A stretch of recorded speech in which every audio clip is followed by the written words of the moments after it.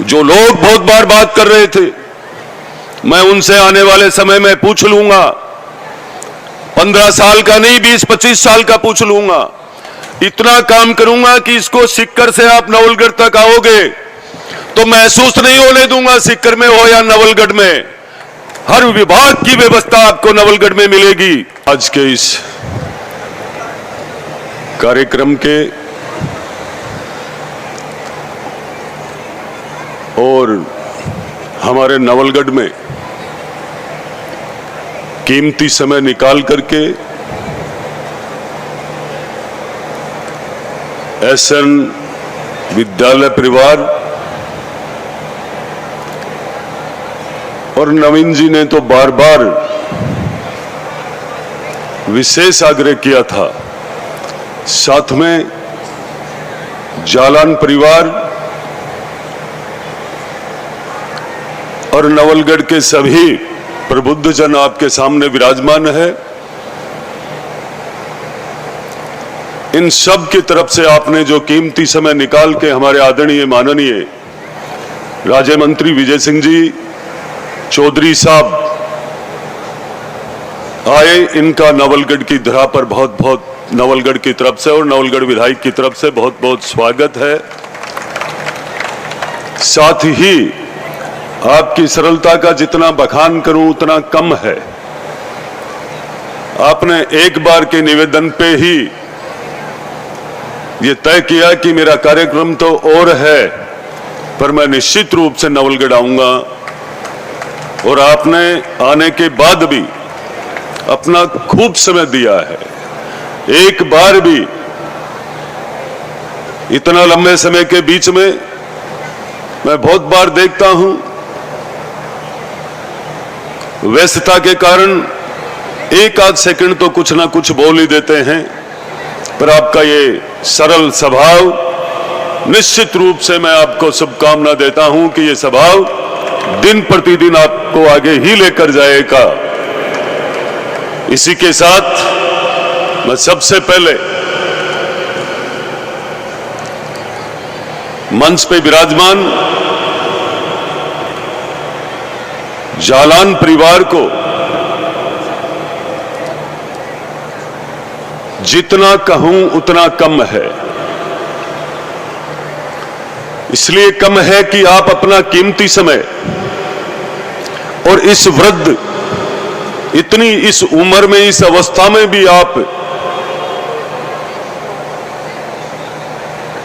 इस नवलगढ़ को, नवलगढ़ के लोगों को देते हो, तो नवलगढ़ निश्चित रूप से पूरा नवलगढ़ आपका आभारी है और सदैव आभारी रहेगा। मैं एक विधायक के रूप में आज इन सब प्यारे बच्चों को मैं ये कहना चाहूंगा कि बच्चों, जितना समय आज मुझे आपके बीच में रहने को जो मिला है,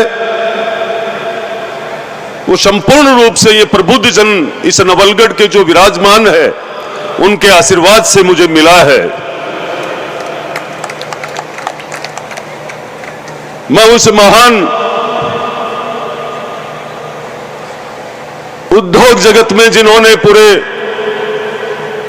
विश्व में अपना नाम किया, वो पुण्य आत्मा जौहरमल जी जालान, उनको याद करते ही एक सबसे निवेदन करना चाहूंगा कि हमें निश्चित रूप से उनको एक पल याद करके प्रणाम करते हुए इस कार्यक्रम में यह तय करना चाहिए कि आज भी वो हमारे बीच के अंदर है।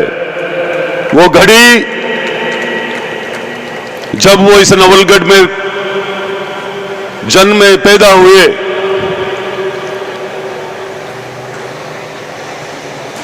जनवरी 12 जनवरी 1883, उस समय में आपने शिक्षा सिक्कर में जाकर ग्रहण की, और उनका नवलगढ़ के प्रति कितना भाव था। नवलगढ़ में रहते रहते उसी समय उन्होंने एक हवेली खरीद करके एक छोटा सा ट्रस्ट बना करके, और जब नवलगढ़ के लिए उन्होंने शिक्षा के क्षेत्र में अपना कदम रखा, और वो आज उनकी चौथी पीढ़ी ने भी संभाल के रख रखा है, ऐसे उनके कर्म और भजन हम सबके सामने पूरी पीढ़ी विराजमान है मंच पे। तो मैं ये कहना चाहूंगा कि जो विद्यालय है, नवलगढ़ विद्यालय है, नवलगढ़ बीएड कॉलेज है, जितनी भी इनकी संस्थाएं हैं, महिला महाविद्यालय, ये मानकर चलना यहां के अध्यापकों का, विद्यालय स्टाफ का इतना शानदार व्यवहार, इतना शानदार रिजल्ट है, क्योंकि निश्चित रूप से इनको ये पता भी है कि ये बच्चे इस बात को लेकर के ही गुरुजन के पास आते हैं। जिस विद्यालय के विद्यार्थियों में शिक्षा को लेकर के, शिक्षा के अलावा खेल, संस्कार जब जीवन में उनमें उतरता है, तो निश्चित रूप से ये विद्यालय परिवार, विद्यालय के गुरुजनों का ये आशीर्वाद है, वो सामने नजर आता है। जब अभिभावक आते हैं तो अपने आप उनके मन से ये आशीर्वाद निकलता है कि विद्यालय में विद्यालय परिवार और शिक्षक बहुत अच्छे हैं। क्योंकि मुझे देखने को मिला है, अभी शर्मा जी ने लगातार निरंतर इस कार्यक्रम के 4 चांद लगाने के लिए, इस बहुउद्देश्य खेल ग्राउंड के उद्घाटन के लिए, जिसमें हैंडबॉल, वॉलीबॉल, बास्केटबॉल ऐसे गेम का अवसर पहली बार नवलगढ़ के एसएन विद्यालय के बच्चों को, नवलगढ़ के बच्चों को पहली बार ऐसा अवसर मिलेगा। इसके लिए मैं आप सबका, जालान परिवार का बहुत बहुत आभार, धन्यवाद व्यक्त करता हूं। साथ ही हमारे मंच पर विराजमान, कई बार बैठा बैठा सोच रहा था मैं कि मैं इनको रामोतार जी जाखड़ कहूं या राम कुमार जी कहूं, क्योंकि मेरे भी पड़ोस के अंदर धमारों में, जाखड़ों की ढाणी में जब भी बच्चा पैदा होता है तो वॉलीबॉल हाथ में लेकर पैदा होता है। उन्होंने इस राजस्थान में नहीं, भारत में वॉलीबॉल में हमारे जिले का उन्होंने नाम किया। आप भी राम कुमार जी, आज हमारा सौभाग्य रहा है हमारे बीच में, आपने 3-3 पदक जीते और लगातार 10 साल तक इस देश की टीम में खेले और देश की टीम का आपने नेतृत्व भी किया, कैप्टन रहे हो। आपके आने से, आपकी प्रेरणा से हमारे नवलगढ़ के युवाओं में निश्चित रूप से खेल की भावना बढ़ती हुई नजर आएगी। अभी मेरे से पूर्व वक्ता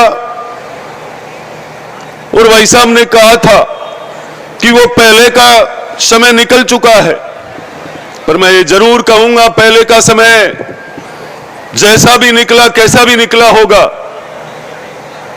पर आज खेलो इंडिया के माध्यम से हमारे देश के प्रधानमंत्री जी ने वो खिलाड़ियों के लिए व्यवस्था की है, जो व्यवस्था पूर्व में कभी किसी प्रधानमंत्री ने नहीं की है। आज ये राजस्थान की सरकार शिक्षा को लेकर, खेल को लेकर के संवेदनशील है। निश्चित रूप से खिलाड़ियों के लिए अलग से बजट दिया है, और जिस क्षेत्र के खिलाड़ी जिस खेल में अपना भाव रखते हैं, मन रखते हैं, उन्हीं के अनुरूप उस जिले में एक एकेडमी बनेगी। और 2028 तक के ओलंपिक गेम के अंदर हिस्सा लेने के लिए खिलाड़ियों के लिए अलग से उनको व्यवस्था दी जाएगी। राजस्थान सरकार, हमारे राजस्थान के लोकप्रिय मुख्यमंत्री जी ने अपने बजट में लिया है। साथ ही मैं ये कहना चाहूंगा कि ये विद्यार्थी इनमें निश्चित रूप से देश का भविष्य है और इनकी हम पूर्ण रूप से नहीं सुनेंगे तो ना विद्यालय परिवार रहने का हकदार है, ना हम रहने के हकदार हैं, क्योंकि यही सब कुछ है, यही विद्यार्थी सब कुछ है। अभी अभी आप सुन रहे थे आदरणीय डॉक्टर शिव गौतम जी का, मान के चलना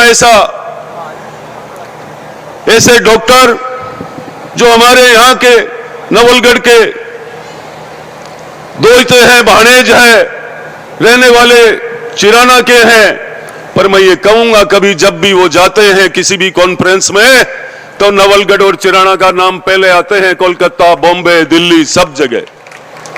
मुझे ध्यान है इस विद्यालय में पढ़ करके पंजाब के पूर्व राज्यपाल भी बने हैं, इस विद्यालय में पढ़ करके कई डॉक्टर, इंजीनियर, कई उद्योगपति बनकर गए हैं। पर यह जालान परिवार का कर्म और जालान परिवार का प्रेम इस नवलगढ़ की धरती के लिए, नवलगढ़ के लिए, अपनी मातृभूमि के लिए, अपनी जन्मभूमि के लिए जो प्रेम है वो निश्चित रूप से सराहनीय है। इस अवस्था में अपना काम क्या, अपने स्वास्थ्य का और सब उम्र का ख्याल रखते हुए सब भूल करके आप नवलगढ़ के लिए आते हो, और जो आपके पास जो दादा परदादा की जो दी हुई जो आशीर्वाद, दिया हुआ आशीर्वाद है, निश्चित रूप से वो आपको कभी इस शिक्षा के क्षेत्र से कभी भटकने नहीं देगा। नवलगढ़ की सेवा के लिए आपको आपका मन निश्चित रूप से निरंतर जागृत ही रहेगा, क्योंकि जब तक आप शिक्षा नगरी में ऐसी पुरानी विद्यालय है, उस जमाने में, आज इस विद्यालय में अभी कह रहे थे आप डॉक्टर साहब भी कि 4-4 पीढ़ियां इस विद्यालय में पढ़ चुकी है और सबसे पुराना और नवलगढ़ का सबसे पहला यह विद्यालय है। यह आप ही का आशीर्वाद है।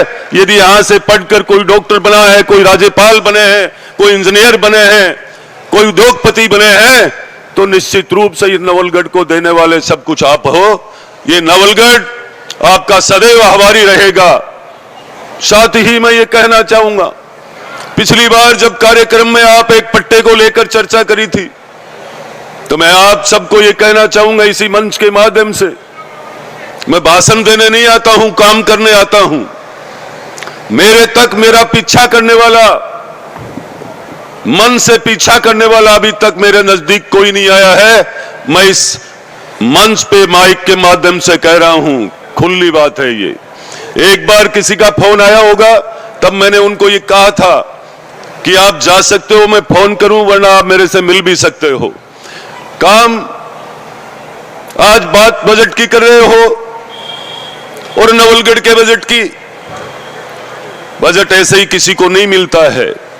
राजस्थान की 200 विधानसभा में यदि नवलगढ़ को पहली बार इतना बजट मिला है, तो निश्चित रूप से आपने कमल का फूल खिलाया और मेहनत की इसकी वजह।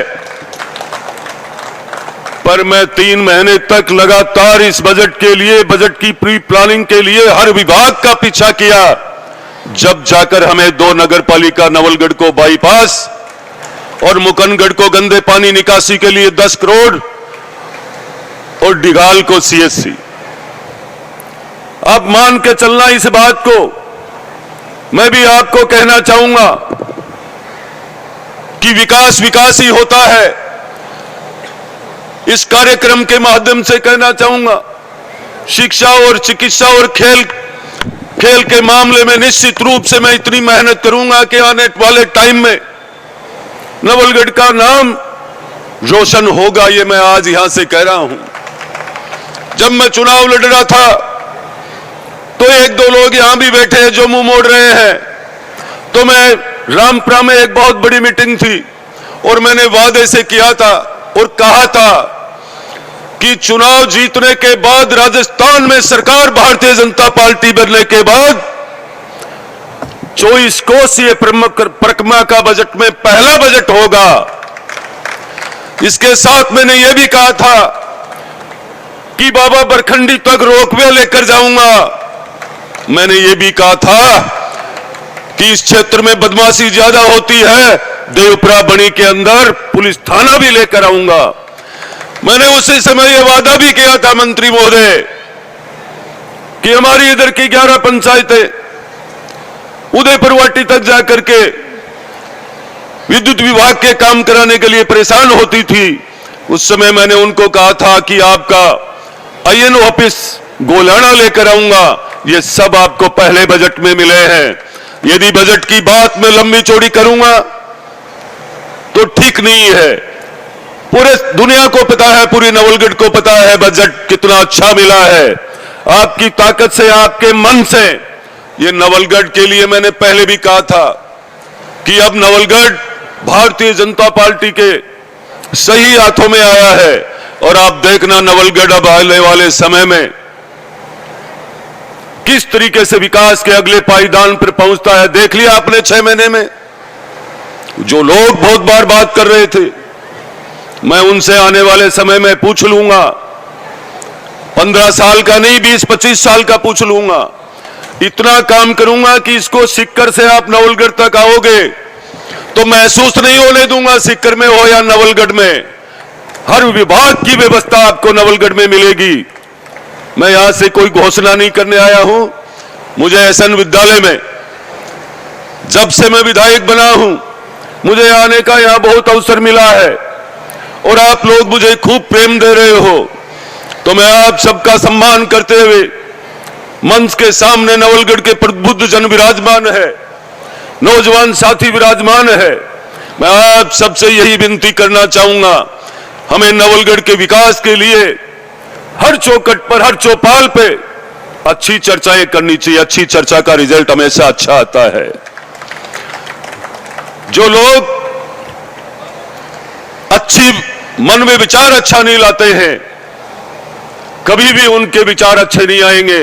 नवलगढ़ के विकास के लिए, नवलगढ़ के सर्व समाज को, नवलगढ़ के नौजवानों को हमेशा अच्छा विचार रखना चाहिए। आप समझ के चलना कि अभी तो शुरुआत है, अभी तो सूर्य उदय हुआ है। जब तक छिपेगा तब तक देखना नवलगढ़ का भविष्य कैसे होगा। दुनिया देखने आएगी नवलगढ़ को। शिक्षा के भी क्षेत्र में पूरे ध्यान पूर्वक लगा रहा हूं कि मुझे शिक्षा और चिकित्सा पे क्या ध्यान देना चाहिए। वो इस बात को लेकर के अभी कुछ ही समय हुआ है, आज देखिए कितना शानदार कार्यक्रम हमें मिल रहा है। हम दूसरे जिले में शेखावाटी को छोड़ करके, ये चूरू, झुंझुनू, सीकर, नागौर, इन सबको छोड़ करके आप किसी भी विद्यालय के कार्यक्रम में जाओगे या किसी और जिले में जाओगे तो मैं निश्चित रूप से किसी की बुराई कर नहीं रहा हूं। ऐसे शानदार सांस्कृतिक प्रोग्राम, ऐसे देशभक्ति की एक से एक प्रस्तुति, हम सब लोग एकजुट होकर के इतना समय देते हैं, ये हमारी भावना है। ऐसे प्रोग्रामों को सफल करवाने की हम सब में देशभक्ति है। जिस मिट्टी में हम पैदा हुए हैं उसमें यह तय है कि हमें बैठना एकजुट चाहिए किसी भी सूरत में। अभी आपकी बात बीच में रह गई थी, जालान साहब कहे थे कि पढ़ोगे लिखोगे तो बनोगे नवाब, और पहले कहते थे कि खेलोगे कूदोगे तो होगे खराब। पर आज मोदी जी कहते हैं पढ़ोगे लिखोगे तो बनोगे नवाब, खेलोगे कूदोगे तो बनोगे लाजवाब। तो निश्चित रूप से खेल के साथ साथ हमारे संस्कार और हमारा अनुशासन, शिक्षा के साथ खेल जगत में हमें उतरना बहुत जरूरी है, क्योंकि आज वो खेल नहीं बचे हैं। खेल हमें रोजगार भी देते हैं, खेल हमें एक स्वच्छ शरीर, स्वस्थ बुद्धि भी देते हैं। इसलिए हमें निश्चित रूप से आगे बढ़ना चाहिए, आना चाहिए। इतना ही कहकर मैं मेरी वाणी को विराम देता हूं। जय हिंद, जय भारत, नमस्कार।